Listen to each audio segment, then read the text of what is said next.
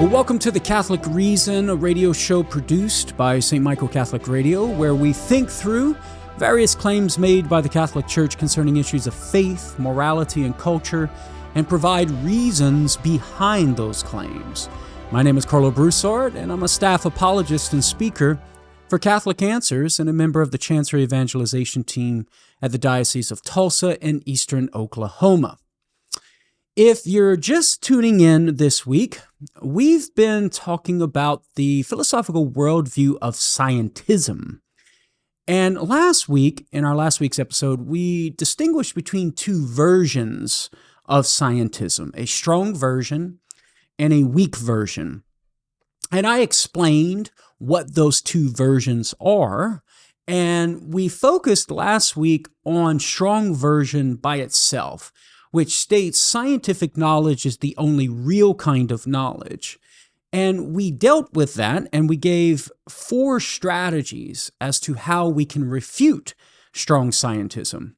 Now, in today's episode, we're going to focus on the weak version of scientism. I'll go back over what the weak version of scientism is, and we'll think through some reasons as to why it's false. And so our Catholic claim for this episode is going to be that the weak version of scientism is false, and we're going to give some reasons for that claim. But before we do that, what I'd like to do is to sort of refresh your memory, call to mind, or for anyone who's listening and tuning in for the first time, to share with you in summary the 4 strategies that we can employ to refute strong scientism, the reasons why we would say strong scientism is false. Again, strong scientism being the view that scientific knowledge is the only real kind of knowledge. And so the first strategy that we gave for refuting strong scientism was to show that scientism is self-referentially incoherent.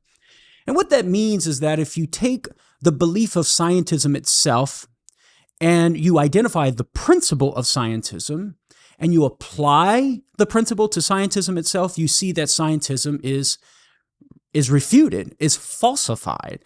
Therefore, it's self-referentially incoherent. To state it in sort of analogous terms, it pulls the rug out from underneath its feet. The minute it tries to plant its feet on the rug, it pulls the rug out from underneath its feet, or as some have said, it cannot pass its own test.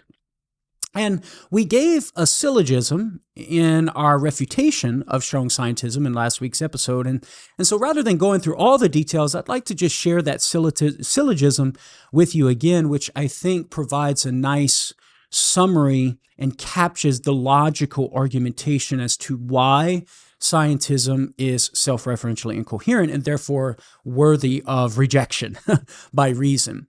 And so consider premise 1. Any knowledge that's outside the boundaries of scientific knowledge is not real knowledge. That's basically what strong scientism is or says. Premise 2, scientism itself, that is premise 1, is knowledge that's outside the boundaries of scientific knowledge. There is no method of modern science that we can utilize in order to arrive at the truth value of premise 1, namely scientism itself. And so thereby, scientism itself is not the product of the methods of modern science, and therefore is not scientific knowledge. The belief of scientism itself, scientism is a form of knowledge that goes beyond the boundaries of scientific knowledge. All right, so therefore the conclusion is scientism is not real knowledge. Again, premise 1, any knowledge that's outside the boundaries of scientific knowledge is not real knowledge. That's the claim of strong scientism. Premise 2, scientism is knowledge that's outside the boundaries of scientific knowledge. And so therefore, scientism itself is not real knowledge. You see how it's self-referentially incoherent? It's self-refuting. And of course, if it's not real knowledge, then we should reject it, right? So that was the first strategy that we gave to refute strong scientism. The second strategy for refuting strong scientism is to show that scientism undermines science itself as a rational form of inquiry. And this is something we looked at in last week's episode. And just by way of summary, science presupposes certain things that cannot be the product of modern science, presupposes certain knowledge that cannot be the product of modern science. So, for example, that there is an external world outside the minds of scientists, science presupposes that. That the world consists of cause and effect patterns, science presupposes that.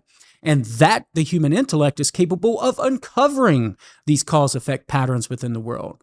Science presupposes that knowledge. So if science itself presupposes these certain things, this certain knowledge, well then surely that presupposed knowledge cannot be the product of the methods of modern science. And if it cannot be the product of the methods of modern science, well then it's not scientific knowledge. But remember, scientism says any knowledge outside the boundaries of scientific knowledge ain't real knowledge. And so the very knowledge that must be assumed in order to even do science, it is not real knowledge according to scientism, according to strong scientism. And so if the very fundamental foundation stones, right, the presuppositions and the assumptions that you need in order to get science off the ground in the first place is not real knowledge, well then science can't get off the ground in the first place, right? So strong scientism actually undermines science itself as a rational form of inquiry because it demands, it entails that the presuppositions or the assumptions of modern science ain't real knowledge, okay? And then the third strategy we gave in refutation of strong scientism was to show that scientism undermines the reality of the human mind itself. I mean, just think about it. The mind, the intellect, it's not subject to empirical verification and it's non-quantifiable. And given that it's not subject to empirical verification and it's not quantifiable, then that means it's beyond the boundaries of what the methods of modern science can detect. And if it's beyond the boundaries of the methods of what modern science, beyond the boundaries of what the methods of modern science can detect, well then it's not going to be real knowledge. Knowledge that we have in intellect, that's not going to be real knowledge according to strong scientism, because that's a knowledge that cannot be the product of the methods of modern science. So it ain't scientific knowledge. And if it ain't scientific knowledge, it ain't real knowledge, according to strong scientism. And so strong scientism actually undermines the reality of the human mind itself, which is absurd, because you need the human mind in order to conclude that strong scientism is true. And so again, strong scientism is self-refuting. This is yet another way in which it's self-refuting. And finally, the fourth strategy that we gave in last week's episode for refuting strong scientism was that scientism confuses, strong scientism that is, in order to be precise here, confuses methodology with ontology. Methodology, the method which we use to discover reality, strong scientism confuses that, the method, with ontology. That is, the reality itself. Because think about it, many conclude that physical reality is the only reality because science can only detect physical reality. So people will think, well, if science can't detect it, well, then it ain't real, right? Whatever knowledge that you have that is not the product of the methods of modern science, it's not real knowledge. And so this is similar, as we stated in last week's episode, taking an example from philosopher Edward Feser. This would be like saying there are no plastic cups on the beach because the metal detector hasn't detected the plastic cups. That would be a confusion of methodology with ontology, right? Just because the metal detector can't detect plastic cups says nothing whether or not plastic cups exist. It's simply a manifestation of the limitations of the detecting powers of the metal detector. Similarly, just because science can't detect certain things that go beyond the boundaries of what science can detect doesn't mean that those things don't exist. Just because there is certain knowledge that goes beyond the boundaries of modern scientific knowledge doesn't mean that knowledge ain't real. It's simply a manifestation of the limitations of the methods of modern science and what kind of knowledge it can give us. And so ultimately, strong scientism confuses methodology with ontology. Okay, so that's enough for our summary and our refresher of what strong scientism is and for strategies as to how we can refute it. And for all of the other details, in order to bolster that up, you can listen to last week's episode, which you can actually download the podcast by searching of The Catholic Reason in any podcast search engine that you use, or just go to the Eastern Oklahoma Catholic Podcast, and then the podcast is hosted there. And you can also download and listen to the podcast version of The Catholic Reason on my website, karlobroussard.com, under the audio tab, The Catholic Reason.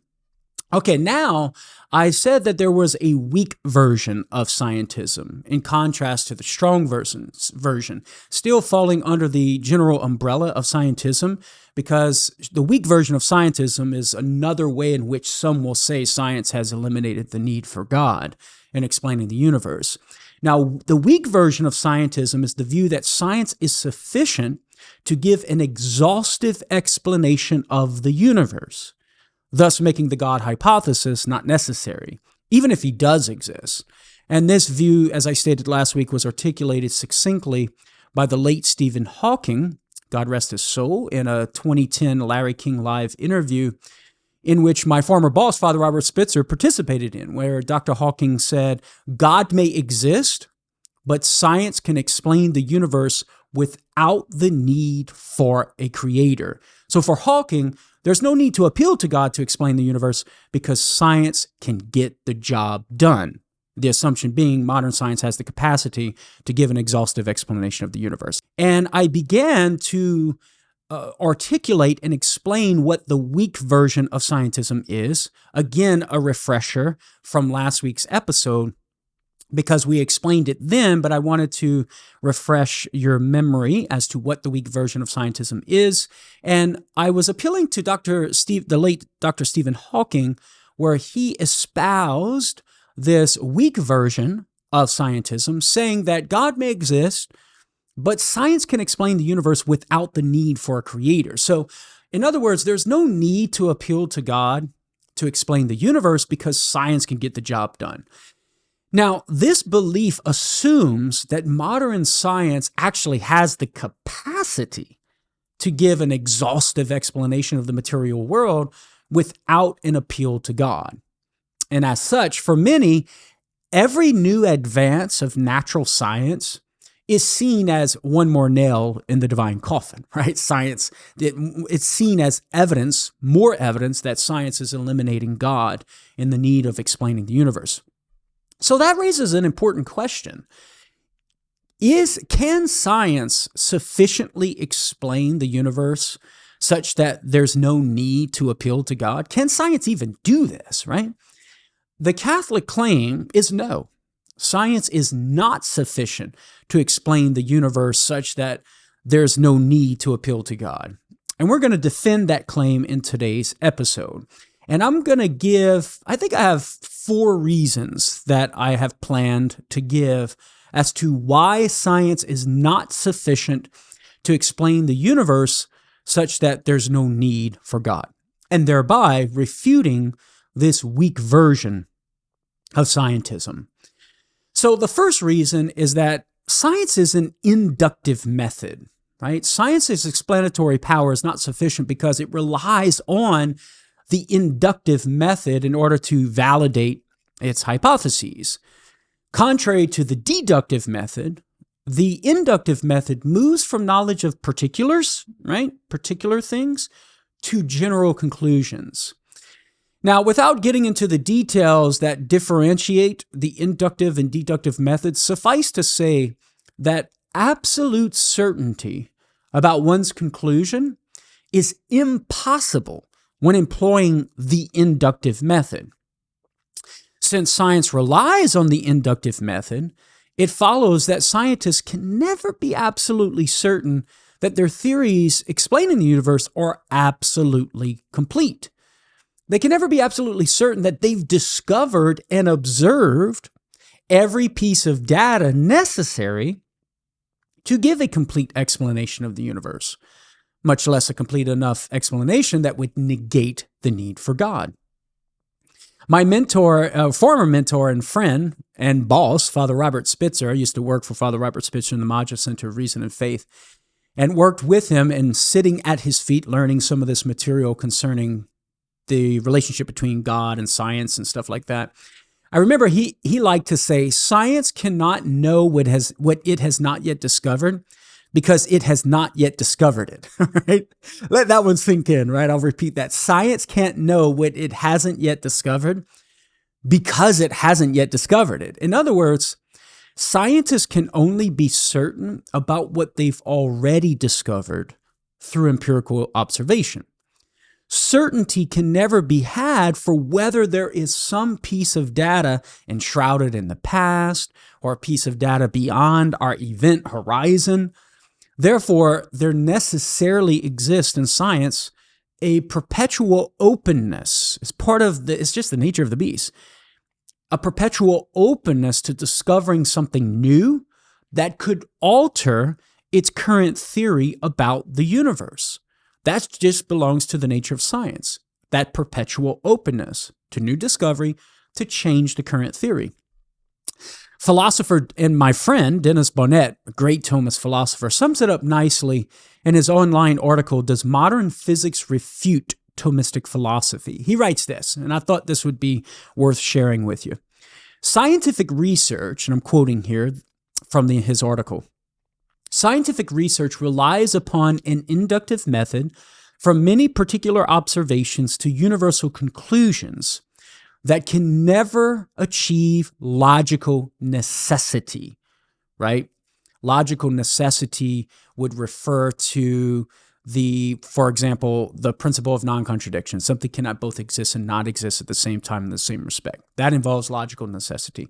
Or you might reason from a deductive form of whatever doesn't have existence of virtue of itself must receive its existence from something outside of itself. That would be the Thomistic principle of the sufficient reason, okay? The tree outside doesn't have existence in virtue of its own essence or of itself. And so therefore the conclusion being that the tree outside must receive its existence from something outside of itself. That conclusion follows by way of logical necessity from the truth of the premises. Granted, we don't have time to defend those premises, but that's just an example of what Dr. Bonnet here refers to as logical necessity, in contrast to a conclusion that would have logical necessity, in contrast to an inductive method that could lead us to a conclusion that would only give us certain probable knowledge and not logical necessity. So, continuing with Bonnet's quote here,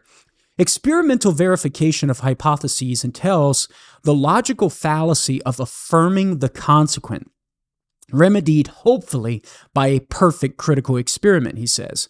Negative experimental results can falsify a hypothesis, but no amount of positive results can ever absolutely prove one is true, since some unanticipated extraneous factor always might have produced the positive result. Competent scientists always admit that the experimental results merely tend to support their hypotheses. Both these logical weaknesses entail that the laws of physics possess neither absolute certitude nor guaranteed universality. Now, if this is true, if what Dr. Bonnet is saying is true, that science in principle must be open to new discoveries and new discoveries that could alter the current theories and explanations of certain data within the reality, well, then one can never rationally claim, notice I emphasize rationally claim, that science can give a complete and exhaustive explanation of the universe, much less a complete enough explanation that God is no longer needed as its creator. So the claim that God doesn't matter because science can sufficiently explain the universe is unfounded. So why can't science sufficiently explain the universe in such a way that there's no need for God? Because science relies on the inductive method, and science can never know that it has exhausted its observation of all the relevant data necessary for explaining the physical universe. Because of that perpetual openness, one can never rationally claim science can get the job done to give a complete and exhaustive explanation. Now note, can science give us adequate knowledge about the physical world? Yes, it can give us real knowledge about the physical world. But what we're saying here, our Catholic claim, is that science cannot give us a complete and exhaustive explanation of the physical world, such that there's no need for God. That's what we're claiming. And we want to be very clear on that, because in no way are we trying to diss science here and reject science. We recognize science as a legitimate tool in the tool shed to know things about reality. I mean, the methods of modern science are a good thing. And this is a manifestation of the divine wisdom, that there is this way of discovering things about reality, empirical observation and scientific hypotheses, going in and observe things to test those hypotheses. But what we're simply saying is that it's not the only way, and that nor can it possibly give us a complete explanation. And so there's going to be other tools in the tool shed that we're going to need to pull out and employ in order to know the further things that are to be known about reality that go beyond the boundaries of modern science. And that's all we're saying here.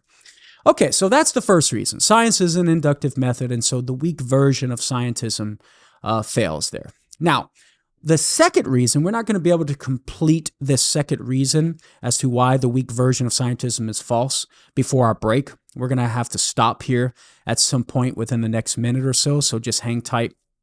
The second reason why the weak version of scientism is false is because the laws of nature can't be the ultimate explanation of the universe. And the reason why we focus on the laws of nature here is because, science fundamentally relies on the laws of nature, right? And so what we're going to say here in the second reason, that the laws of nature by which science explains natural phenomena cannot, in principle cannot be the ultimate explanation of the universe. Because if science is going to give an ultimate explanation of the universe, well, then that means somehow the laws of nature that science relies upon to explain the world is going to be the ultimate explanation of the universe. But what we're going to argue here is that the laws of nature cannot be the ultimate explanation of the universe. And so the question is, why is that?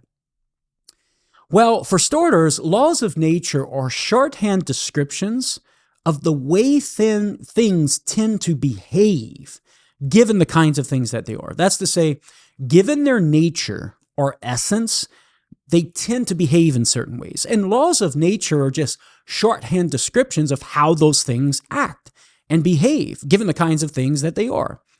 And so, for example, the law of nature tells us water freezes at 32 degrees Fahrenheit. That's simply a description of the nature of water, having a tendency or a disposition to freeze at that temperature. We were just beginning to give our second reason as to why the weak version of scientism is false, namely that the laws of nature that science relies upon in order to explain natural phenomena cannot be the ultimate explanation of the universe. And we started explaining how laws of nature are simply shorthand descriptions of the way things tend to behave, given the kinds of things that they are. That's to say, they tend to behave given in a certain way, given their nature or their essence. And so we gave the example of the law of nature that tells us water freezes at 32 degrees Fahrenheit. Well, that law of nature is simply a description of the nature of water having a tendency or a disposition to freeze at that temperature. Another example, the law of nature that tells us fire burns is a description of the inherent powers of the material substances that release heat in the chemical reaction of combustion. The laws of nature, therefore, are nothing but descriptions, as we said, shorthand descriptions of nature's essences with inherent power, properties, and powers that manifest themselves when certain conditions are met.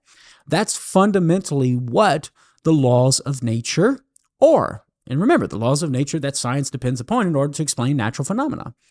Now, because laws of nature simply describe the behavior patterns of physical things given their nature, the laws of nature necessarily presuppose the existence and operation of the physical things that they describe.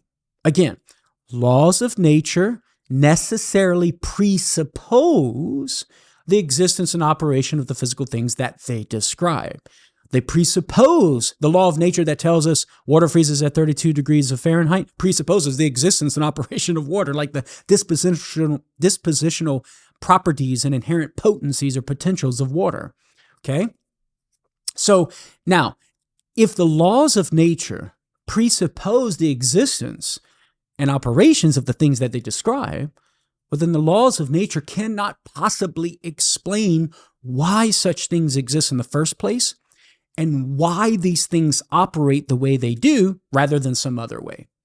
So, for example, why fire burns instead of makes cold, okay? The law of nature simply describes that fire burns, but it doesn't explain why fire is existing in the first place, right? Nor does it explain why fire is burning rather than emitting coldness. That's a question that science has to remain silent in the face of. Perhaps an example will help flesh this out, okay? And I take this example again from philosopher Edward Feser. He does a great job in talking about these issues, so I'm just ripping off of him. And so thank you, Dr. Feser. Consider the game of checkers, right? He might not use checkers precisely, but he uses perhaps some other game. I can't remember if he uses checkers or not. So, but the idea itself is coming from Dr. Feser. So consider the game of checkers. The rules tell you which direction the pieces can move, right? The rules tell you how the game is won and so forth. But knowing the rules doesn't tell you why the game exists in the first place.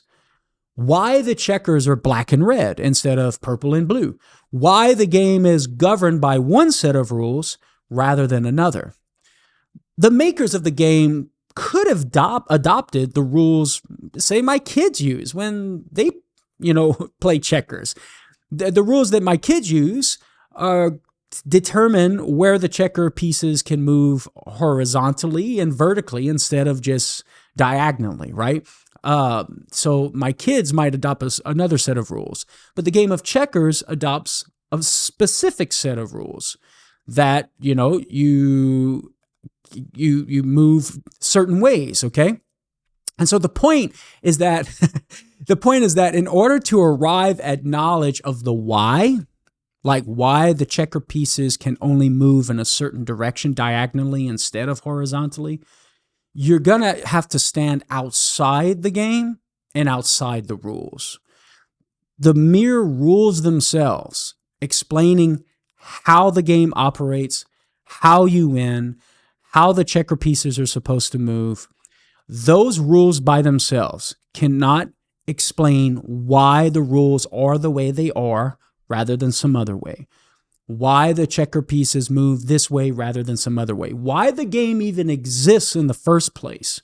The rules itself cannot answer those questions. You're going to have to get outside the game. You're going to have to get outside the rules in order to answer those questions. Similarly, science seeks to explain things in the universe with the quote-unquote rules, the laws of nature that govern the game. That is, the game of the natural world and the things in it. But that presupposes that the natural world and the things in it actually exist in the first place. Just like the rules of the game of checkers presuppose that the board and the pieces in the game itself exist. Hopefully you can see that analogy there, right? So again, the rules of the game of checkers presupposes that the game exists and all of the things involved in the game.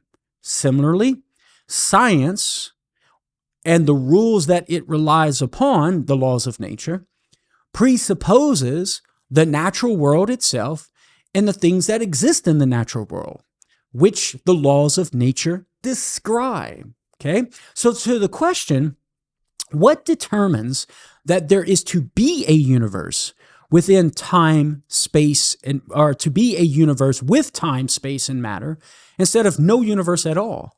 Well, science is silent on that. Just like the rules of the checker games, to the question, why is there a checker game in the first place? The rules are silence.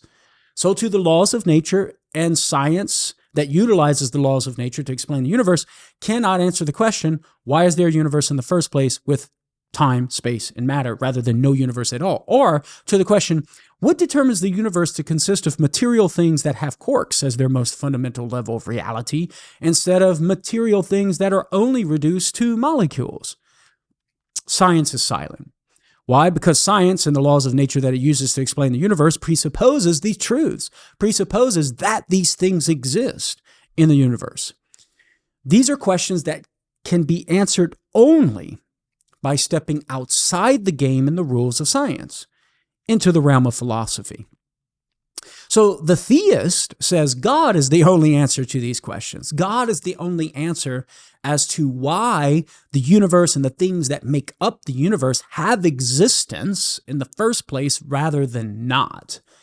It is God who answers the question as to why there is a particular order of cause and effect in this way rather than some other way. And of course, that would ultimately rely upon the natures of the things, but why are there these types of things rather than some other types of things with different natures? Or why are there these things in the first place rather than not? Only God's going to be able to answer, only the philosopher appealing to God is going to be able to answer that question. Now, the atheist is going to disagree with the theist and seek to prove the theist wrong, and that's fine. But if he chooses to do so, the atheist that is, he's going to have to do it with philosophy, not science. Science is going to come up to that boundary, right, beyond which it cannot go concerning these questions. These questions are the boundary, and science can only go so far and can't go beyond that to answer these questions. So science is going to have to be a tool that you leave in the tool shed, and you have to take out another tool, namely philosophy, to answer these sorts of questions. Why is there the game and the rules, i.e. the universe and the laws of nature in the first place, rather than not? Philosophy is going to have to be able to answer that question. So since science leaves open these ultimate why questions, it cannot possibly give an exhaustive explanation of the universe, and thus cannot, in principle, cannot explain away the need for God, because the theist says God is the answer to these questions. So again, since science cannot answer these ultimate why questions, why the universe in the first place rather than not, why the things in the universe, why these things rather than some other things, it follows logically that science can't give the type of complete and exhaustive explanation that it would need to be able to give to exclude the need for God. So science cannot get the job done when it comes to giving a complete and exhaustive explanation of the universe, and therefore the weak version of scientism ultimately is false. It's not true. So as smart as the late Dr. Stephen Hawking was, his philosophical viewpoint here, that science is a tool that can give you a complete explanation of the universe, is simply unfounded, right? So the late Dr. Stephen Hawking was dabbling in waters or in issues, namely the issues of philosophy, that he was not competent to dabble in. As brilliant of a physicist as he was actually crossing those boundaries of modern science into the realm of philosophy, and as you can see, was not thinking correctly there. And we've given two reasons so far as to why the weak version of scientism is false. We said, number one, science relies on the inductive method, and so therefore can never arrive at knowledge that would be absolutely certain. There's always a perpetual openness to discovering new data that could alter its current theories and explaining the physical world. And so therefore, in principle, can never give an exhaustive and complete explanation of the universe.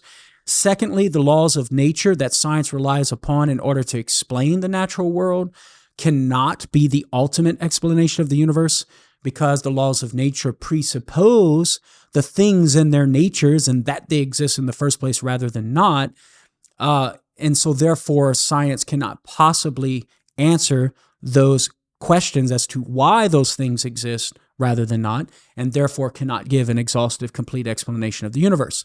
Now, reason three as to why the weak version of scientism is false is that science fails to tell us how to interpret what science tells us about the world. Here's how philosopher Edward Feser puts the argument in his book, Introduction to Scholastic Metaphysics. He writes, there's also the question of how to interpret what science tells us about the world. For example, is the world fundamentally comprised of substances or events? What is it to be a cause? Which science presupposes, right, that there are causes. What is the nature of the universals referred to in scientific laws, concepts like quark, electron, atom, and so on? What are their natures is what he's asking here. Do they exist over and above the particular things that instantiate them? Do scientific theories really give us description of objective reality in the first place, or are they just useful tools for predicting the course of experience? Scientific findings can shed light on such metaphysical questions, but can never fully answer them. Yet, he goes on, if science depends upon philosophy both to justify its presuppositions and to interpret its results, the falsity of scientism is doubly assured. As John Keeks concludes, hence philosophy and not science is a stronger candidate for being the very paradigm of rationality. Now, think about it, friends. If science cannot properly interpret, or let me just say this, that was wrong. Let me rephrase that. If science cannot completely, exhaustively, right, interpret what it tells us about the world, well, then it can't possibly give us an exhaustive and complete explanation of the universe. It's limited in its interpretation, and so therefore cannot give us that complete and exhaustive explanation of the universe that the weak version of scientism says science can in order to negate the need for God. So that's reason number 3. Science fails to tell us how to interpret what science tells us about the real world.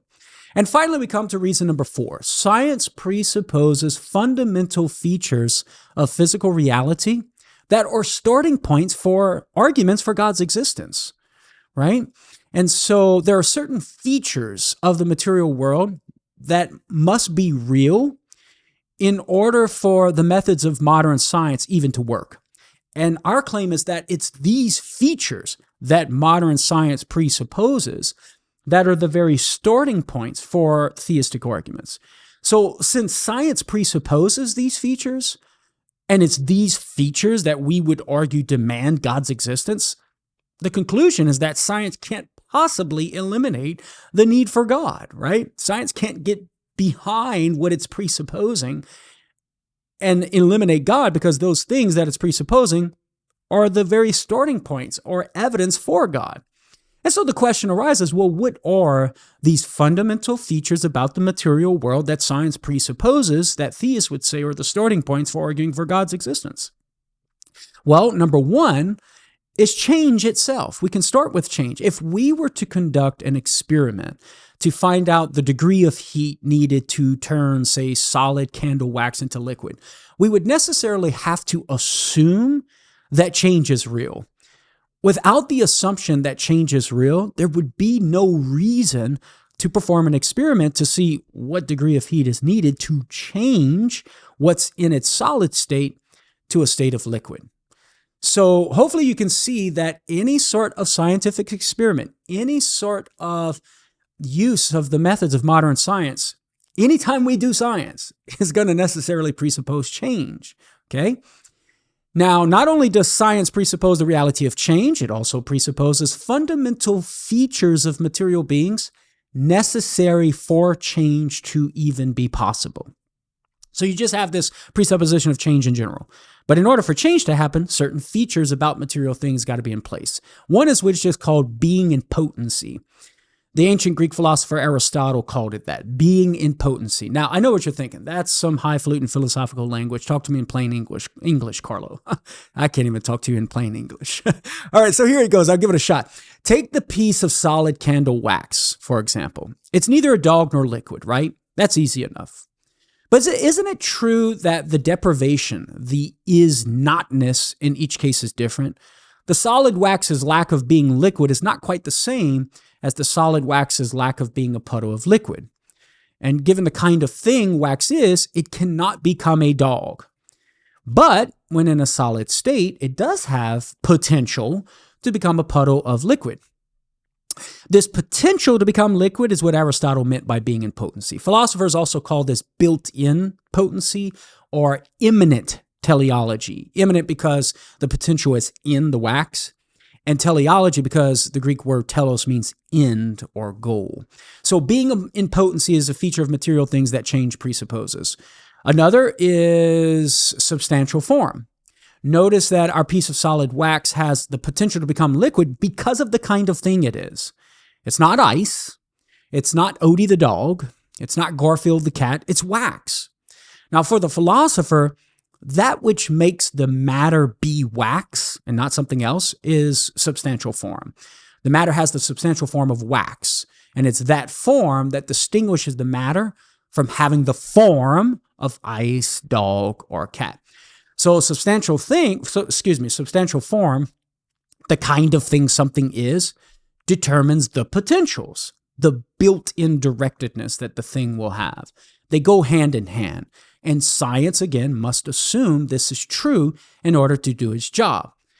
Now, the explanation of the piece of wax changing into liquid is not complete until one includes a changer, what philosophers call an efficient cause.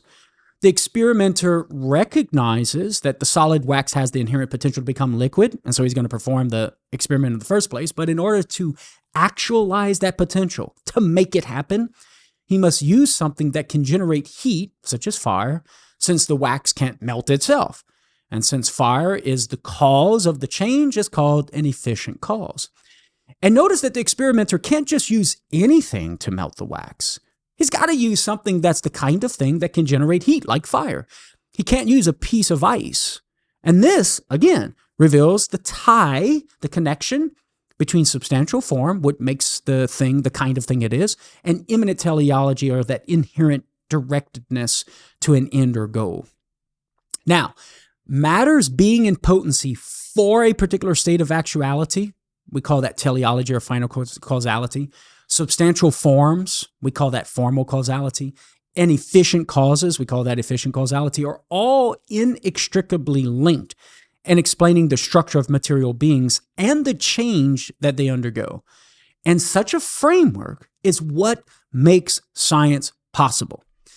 If the scientists didn't think the change was possible in our wax experiment, and that the wax had the inherent potential to be melted into liquid, and that the heat that the fire produces,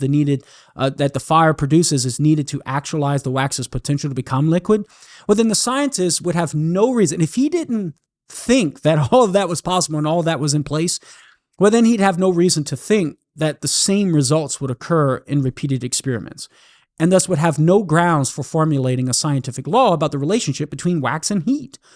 The scientist, therefore, must assume the reality of this tightly woven fabric of substantial forms, matters being in potency for a particular state of actuality, and efficient causality. Science has no choice but to accept this explanatory framework for material reality. And if the reality of these features of material reality is necessary for natural science to even be possible, right? They are incarnate in its very methods. Well, it follows that natural science cannot in principle explain them. So science presupposes all of these features of material reality. And so therefore, science cannot possibly explain these features of material reality. Well, guess what, folks? It's these features of material reality that classical theists have always appealed to as the starting points for reasoning to God's existence, as evidence that God exists. Change is the starting point for the first way of St. Thomas Aquinas. If there is change, there must be an unchanged changer, the unmoved mover, God. Efficient causality, second way of St. Thomas Aquinas. The fact of corruptibility, where you have material things of form and matter coming into existence, going out of existence. The third way of St. Thomas Aquinas. Different grades of perfection, different kinds of forms, substantial forms. Fourth way of St. Thomas Aquinas. The idea that certain material things have an inherent directedness to certain effects, fire producing heat. Fifth way of St. Thomas Aquinas. So think about it. If science presupposes all of these features that demonstrate God's existence or point to God's existence, science cannot possibly eliminate God's existence. Well, unfortunately, my friends, we're out of time for this week's episode. Again, the Catholic claim is that science can't sufficiently explain the universe without God, and we have reasons to think why this is so. Thank you so much for listening to The Catholic Reason with yours truly, Karlo Broussard. Again, you can download the podcast version at karlobroussard.com. Until next week, tell a friend. I'll talk to you then. God bless.